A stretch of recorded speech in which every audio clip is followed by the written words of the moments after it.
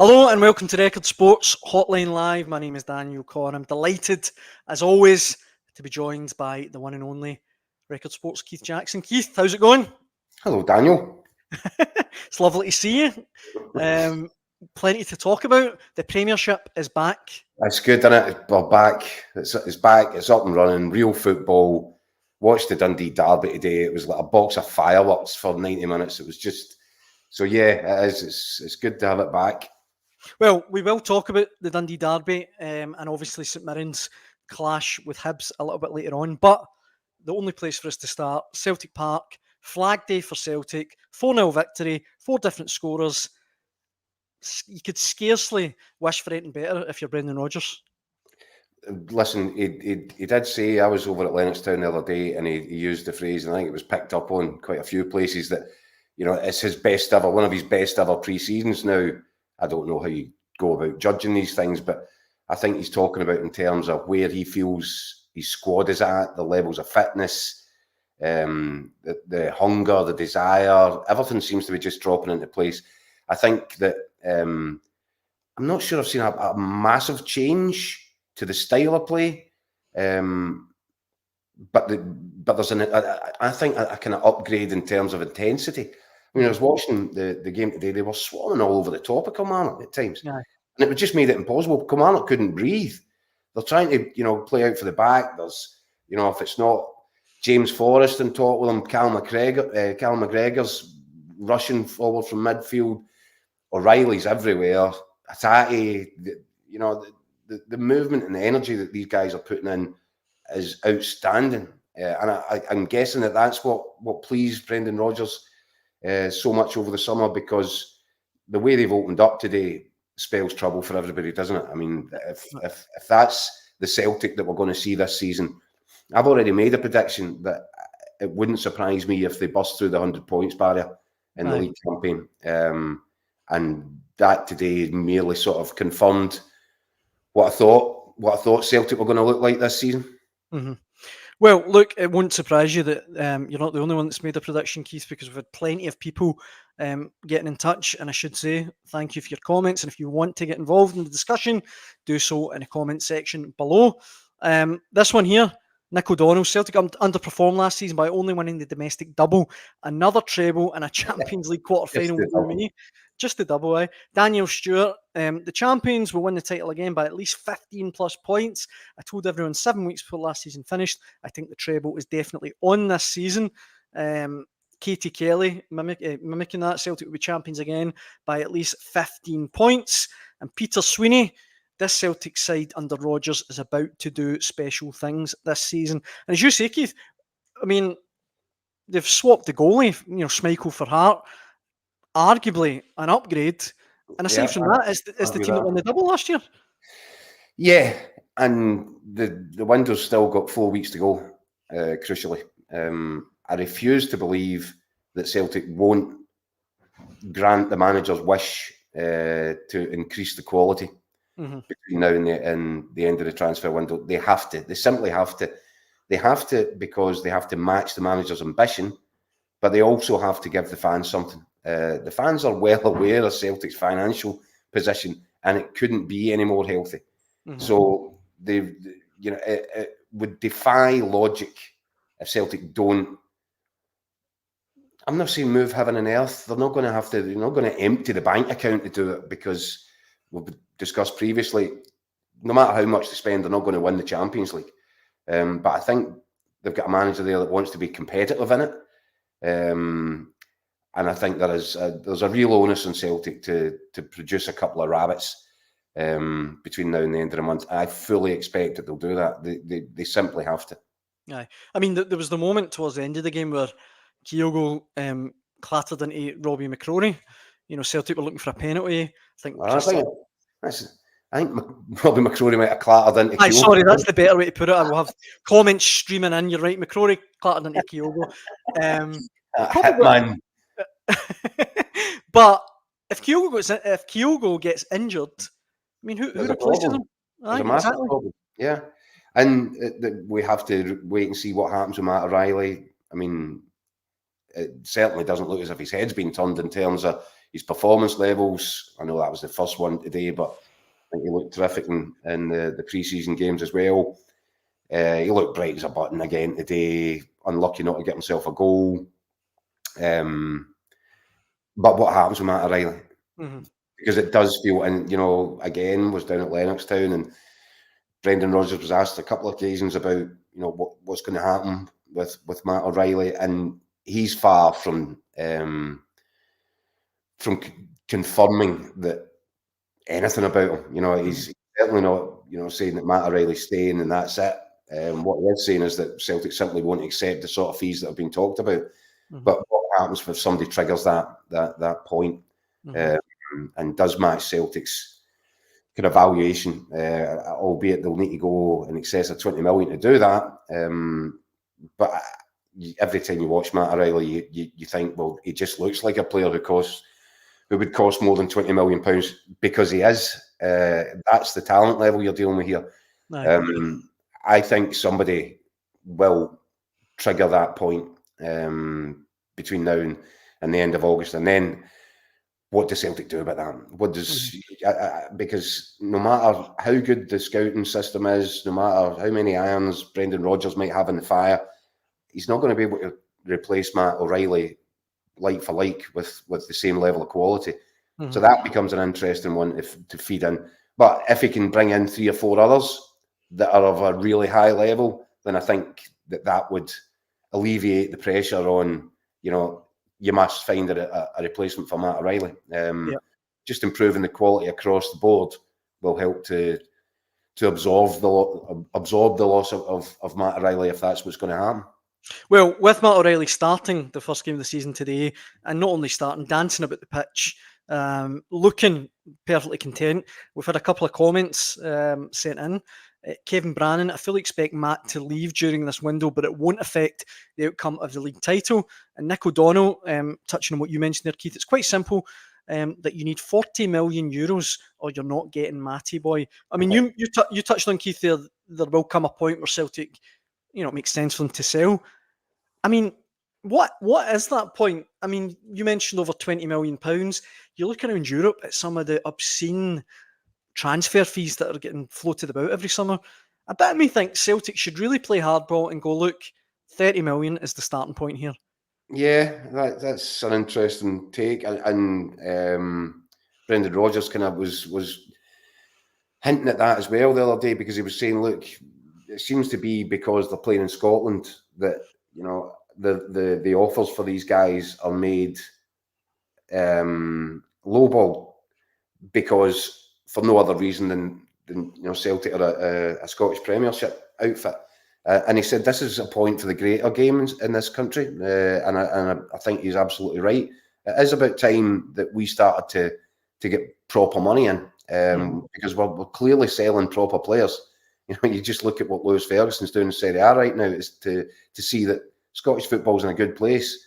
So it is about time that there was an extra quota added on to our sales, because we've been the sort of bargain basement, and Celtic are keen to buck that trend, and they have done that previously. You only need to look at the Kieran Tierney transfer, for example. But you say all that, and then you say, well, £30 million for Matt O'Reilly, interesting. What would Matt O'Reilly's agent say about that? Is he on the wages of a £30 million player right now? I would rather doubt it.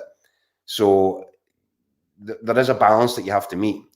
Because you might have a very unhappy Matt O'Reilly if you're saying, look, somebody's just offered 25 million for me and I'm desperate to go. Why are you not letting me go? Well, we're not letting you go because we rate you at 30. Well, pay me what you pay a £30 million player then. That's a fair point. I think that might cause a few coughs and splutters in the Celtic boardroom if demands like that were being put upon them. There comes a point where you can't stand in the way any longer. And I think Matt O'Reilly's been perfectly reasonable about it. He could be throwing the rattle out the pram because 15 million's been turned down, but he's not doing that. I think that he's being realistic. So there's an onus on Celtic to be realistic about that as well. I think if someone bids 25 million for Matt O'Reilly, and I'm talking pounds, not euros, then I think at that point people need to have a serious conversation. Aye, I get that. That's obviously the Kieran Tierney figure, isn't it? The price that kind of Celtic sold him at. I just think, and I'm not for a second comparing players here or comparing leagues. You look down south, players going for it literally 100 million. You know, good players, decent players, but I just think Celtic should. I don't know what the expression is. But there's another thing, Daniel. Right? There's another thing. I completely agree with Brendan Rodgers, and I like his point that it's time that we value our players accordingly. But there is an argument if you're the buying club. I really like what I've seen from Matt O'Reilly. He looks brilliant every week in the Scottish Premier League. Yep, he looks pretty capable in the Champions League. But the guys that they're selling down there are playing every week in the Premier League. And that is where I'm afraid that's the measuring stick. If you're performing week in, week out in the English Premier League, and by the way, there's been so many players that have had to leave. You think even your Van Dijks, who, if Liverpool were really convinced about Van Dijk when he was at Celtic, they would have, why not cut out the middleman? Why is he going to Southampton first? Because that, I'm afraid, is the gauge that it's a stepping stone, and very often it involves a player that we know up here is top quality has to go and prove it at Southampton before he can then move up. And that seems to be the way of things. I'm not sure that we're just ready to change that.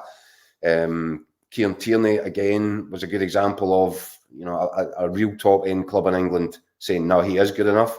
Maybe that'll change. But we've seen it with a few where you need to go kind of lower end of the Premier League, and then you go and prove what we all know because we've been watching you every week and and making our own judgments. But there seems to be a reluctance to say that if this guy's outstanding in the Scottish Premier League, that means he's ready for the top end of the English Premier League. That seems like there has to be an intermediary step. So, and that's why it's Southampton that's sniffing around Matt O'Reilly right now. Aye. It should be Liverpool. It could easily, by the way, it could easily be Spurs.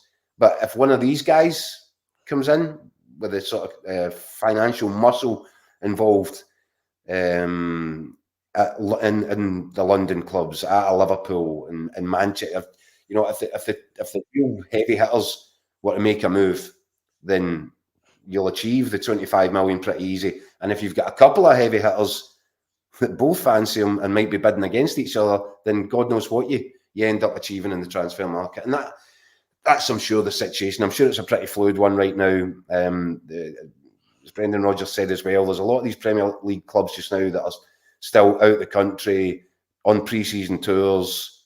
They've still got a bit of time to prepare before the start of the season, another extra couple of weeks. So it'll be interesting. I think that the big movers and shakers, if you like, down south will be starting to make more serious moves over the next week or 10 days, and it'll be interesting to see if one of them pops up on Matt O'Reilly's doorstep.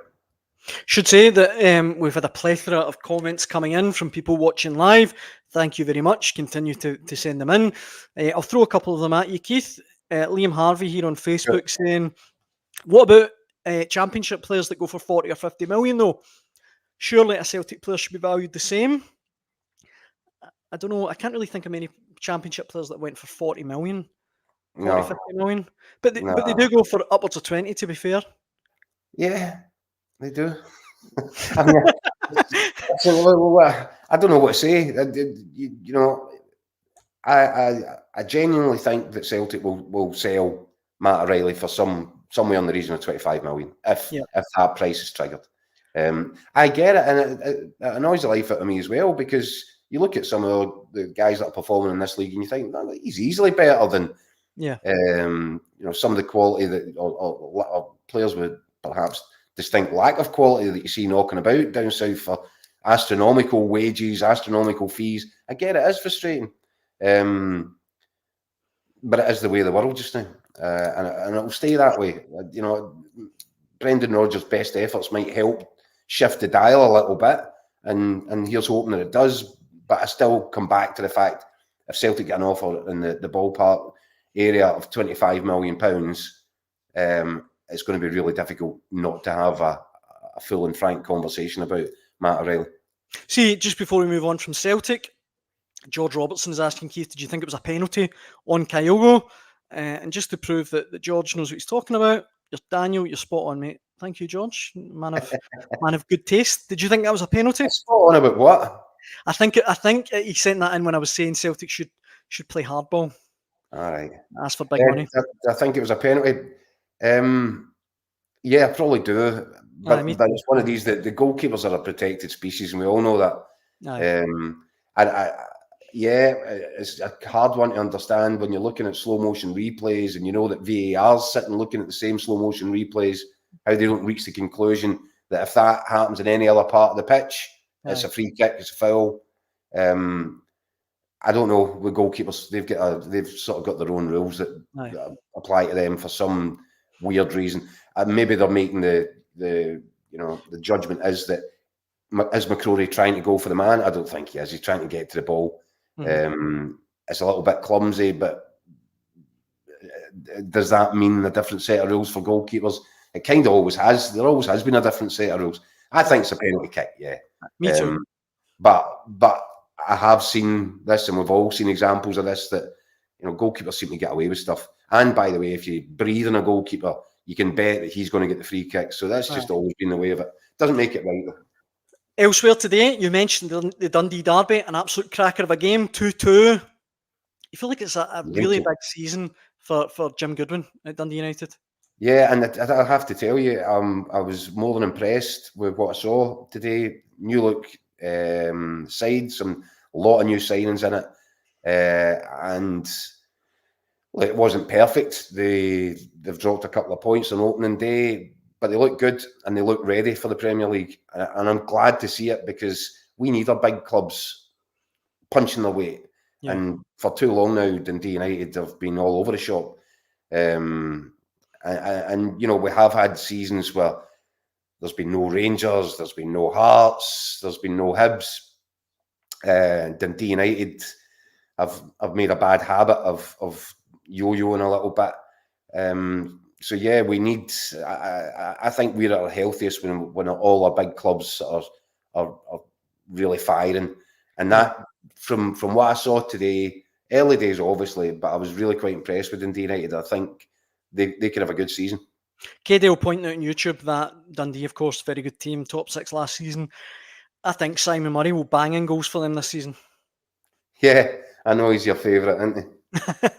Simon Murray fan club. Because he's your text pal. He's your friend. That's it. I've been outed. Yeah, I think he'll score a lot of goals too. Aye, me too. Elsewhere, in response to all your text messages. Elsewhere, Hibs St Mirren or St Mirren Hibs. Huge win for St Mirren. What a start to the season for them. But conversely, it's not going very well for David Gray, is it? After a couple of initial good cup wins for them, they've had Celtic Hearts and then today's result. That's a bit of a shocker. Perhaps no surprise because, as you say, St Mirren are on flames. Terrific result in Europe. They're now looking forward to, I think, the Bran. I'm not ruling them out of that. I think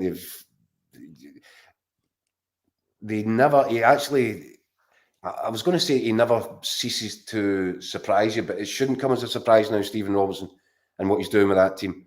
They're really good. They're a really capable outfit. They play some lovely stuff. They've got some very talented players. He's clearly a really switched-on manager. So I think that was always likely to be a difficult venue for Hibs today. I'm not sure that you would have looked at and thought they were going to get a spanking, and that's what they've had. And yes, Hibs will never feel as if they're that far away from a bit of a crisis, do they? The ownership model doesn't really sit too cleverly just now. You wonder what sort of pressure David Gray's going to come under.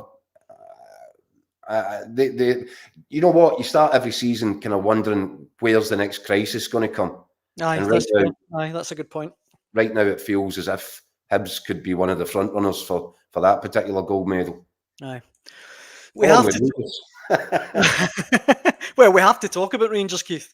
Obviously, they played yesterday at Tynecastle 0-0. I think it's probably best actually to start with Scott McDermott, who is out in Poland ahead of Rangers. pal. Your wee pal, exactly.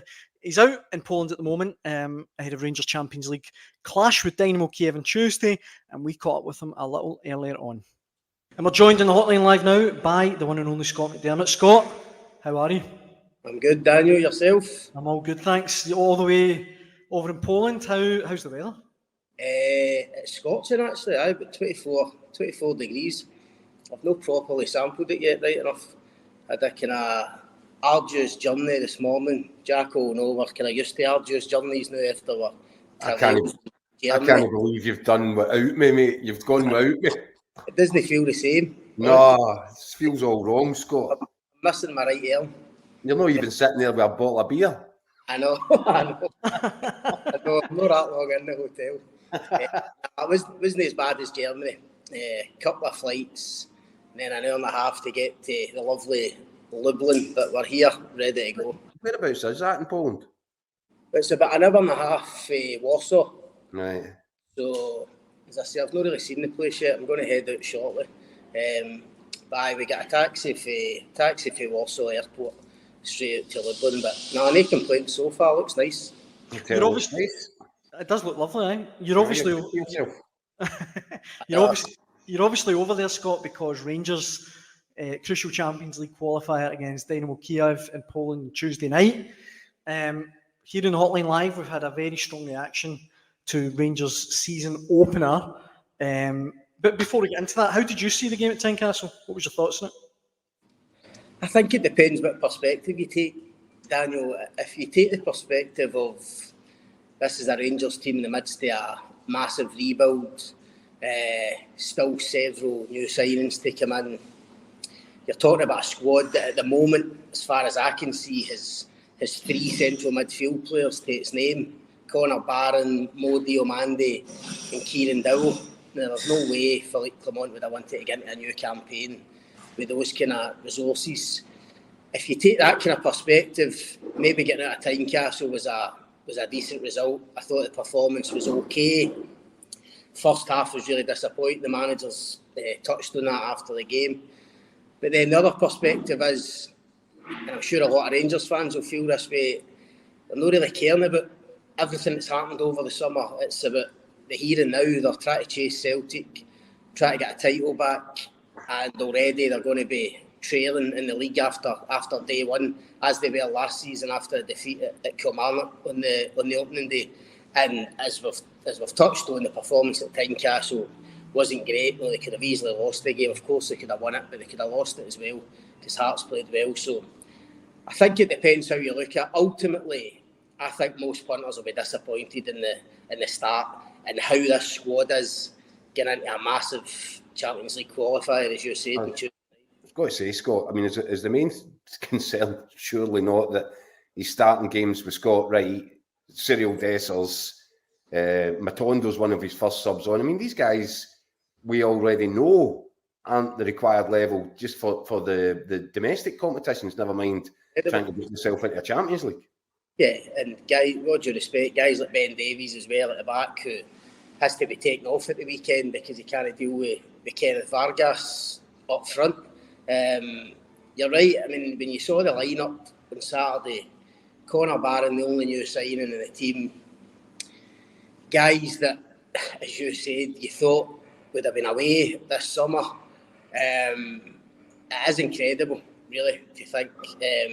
I said to somebody on the way over, I mean, I don't know what you think, Jacko, but I mean, that starting 11 for me at Tynecastle, if Rangers were to get through the season with that as a starting 11, I think they'd be competing with Hearts for second. I've been writing that very thing for tomorrow's paper, Scott. As it stands just now, and Lon Shanklin stays at Hearts player, yeah, then it's a battle between the two. And you know, you look at Dessers and he works hard, but it's the same old. He works hard and he misses big chances. Three big chances again and doesn't take any. Yeah, same story as last season. No, I think it's you know, you're talking about a major transformation, a major rebuild, and I think that's what everybody's waiting for as well. And yet he puts out a team which, Connor Barron aside, you would have seen, last season it wasn't good enough then. So it's really strange. What's your thoughts on the fact that Clement has been handed a new contract just 10 months into his time?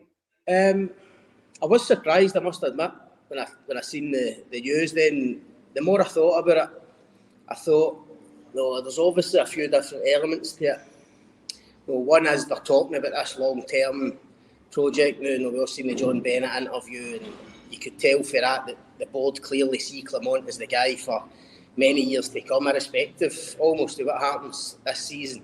If you understand it from that point of view, I think there's also an element of sending a message out to players that this guy's going nowhere, so you're either in or you're out, or you either buy into it or you'll not be here, which I think can be a positive as well. But Keith, you know as well as I do, at the Old Firm, I mean, see talking about long-term projects, and see when the manager is coming out the day before a season starts and saying, I think we'll be really good come October, November. The league could be finished by then. Do you know what I find interesting about it is, I think you're right. I think it's basically, this is our guy, and it doesn't matter what happens this season. It seems almost like running up a white flag before the season started, because you're saying, I don't care what happens, he'll be staying. That, by the way, I don't disagree with any of that. If you are absolutely convinced that he is the right man, what's done in 10 months that makes anybody think that? Because I don't see any great progress. I have to say, I don't even see a style of play. No, you're right. I mean, I don't know what kind of team Rangers are at the moment, and that's an indictment. I mean, I like Clement, and I think he's got something, but you're right, he came in October, and I couldn't tell you what kind of team there. I mean, there was a point in the game on Saturday, I don't know if anybody's seen it, just a wee tiny thing, but Hearts were attacking in the first half, and they lost the ball, and Rangers had the chance of a counter-attack and a breakaway. And James Tavernier broke with the ball and actually decided to slow the game down. Yeah. I'm thinking, this must be the only team in Europe that actually slows down a counter-attack. Tavernier actually gestured with his hand to kind of calm down. Let's slow the game down when they a chance of a break. So they're not a counter-attacking team. They've not got the pace to do it. I don't think technically they keep the ball well enough. And I don't see it. No, and I don't think they're strong enough defensively to get into games like Tuesday night, for instance, and shut up shop and try to get a 0-0 or whatever. I know they got a clean sheet on Saturday, but this will be a different ball game come Tuesday night. So I think you're right. They're still What do we know about Kiev, Scott, then? What do we know about Kiev? Because that seems to be one of the imponderables here, is that they breezed through the last round, but by all accounts, they weren't up against much. So, what do you expect from them? Are they the real deal, or is this a winnable tie? I wouldn't say they're the real deal. It's obviously a squad full of homegrown players. The name that sticks out is obviously Yarmolenko up front, but he's in the twilight of his career now, but he's obviously got ability. We've seen that throughout his career. And even when you look at the highlights of the Partizan Belgrade game, he only scored one goal over the two legs, but he did have a big influence on that team. Listen, you can only really go. Partizan were poor defensively, really poor, but just going in those two games, they're clearly a team that attack with intent, real threat, throw numbers forward, and they had some quality finishes in there. So there's no doubt Rangers are going to defend at some point on Tuesday night. And as I say, try and keep the tie alive to come back to, I was about to say Ibrox there, but come back to Ireland. Scott, time is against us. We'll need to leave it there. But thank you very much. Safe travels for when you come back. And hopefully it's an exciting game for you. Scott McDermott there in Poland, Keith. Right, we've had a very strong reaction to Looks the Rangers. Happy, doesn't he? He doesn't look as happy as when he was with you. That's what I'd say. We've had a strong reaction. Before we get to that, though, before we get to your comments, and if you want to have your say, leave a comment in the comment section below. Philippe Clement, let's hear what he had to say after yesterday's game. That I was not satisfied with the first half, for sure, the first half hour, where we lacked intensity in the duels, and a lot of long balls, and we didn't win the first duel, also not the second duel, also not the third duel. And because of that, we came under pressure by Hearts. On the other side, also with the ball, we were not calm enough, not brave enough, also to do the right things with the ball and to be in the right positioning, like we want. So it was really important to have 15 minutes during halftime to put things straight, to show them where we were going wrong, and to change that. And that changed a lot. Second half, we took control of the game. We played better football. We get good chances also, and we dominated the second half. So I expect that to happen during the game. That's why we need also experience on the pitch to guide things in moments.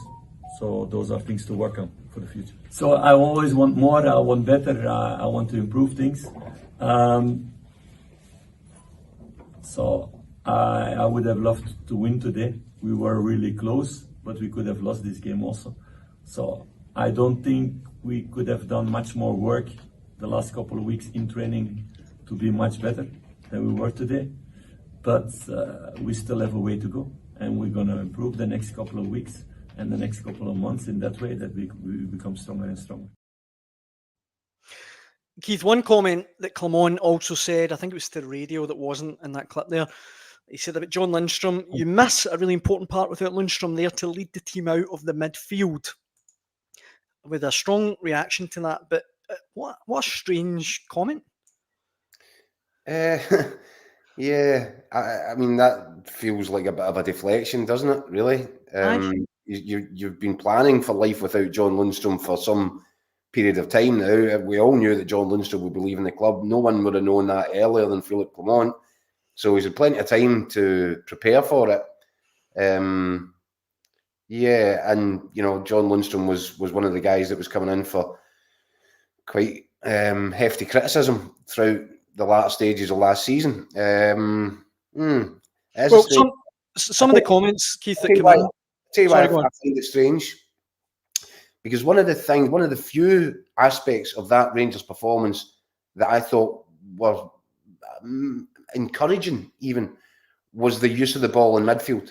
The way the ball was getting moved, it was sharp, it was forward passing, there was an intensity about it. And I'm talking about mostly the link up between Barron and Diamande. Mm-hmm. I thought that was quite, and it wasn't as laboured as it was with John Lundstrom last season, when he would take the ball off Connor Goldson and then give him it back and then take it back again off a full back and then hit a 50-yard diagonal or whatever. But that was really ponderous and slow.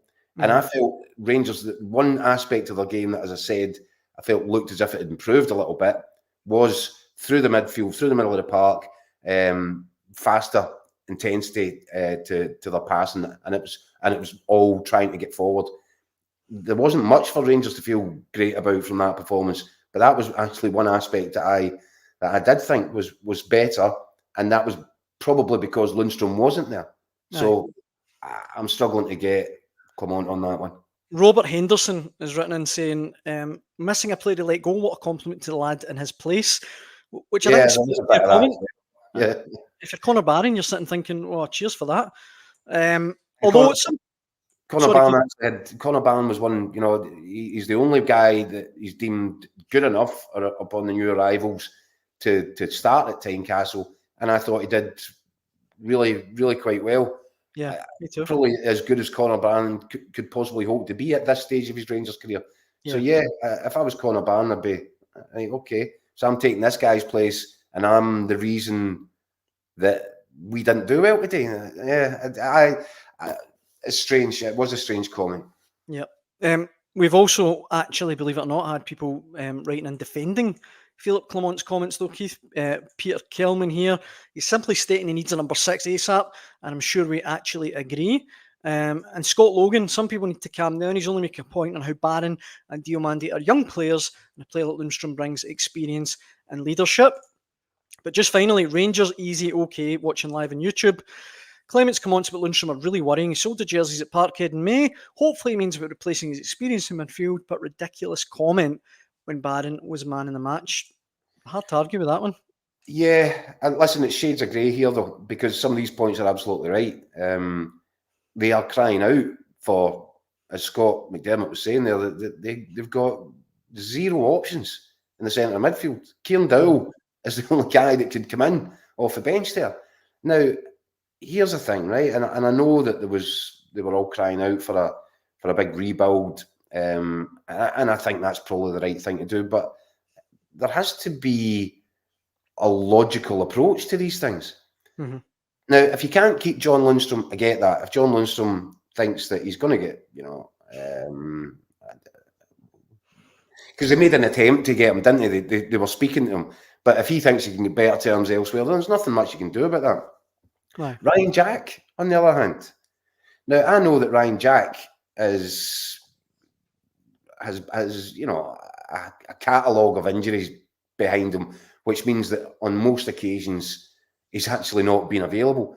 But he's experienced. He knows the thing inside out. I think he wanted to stay at the club. Yeah.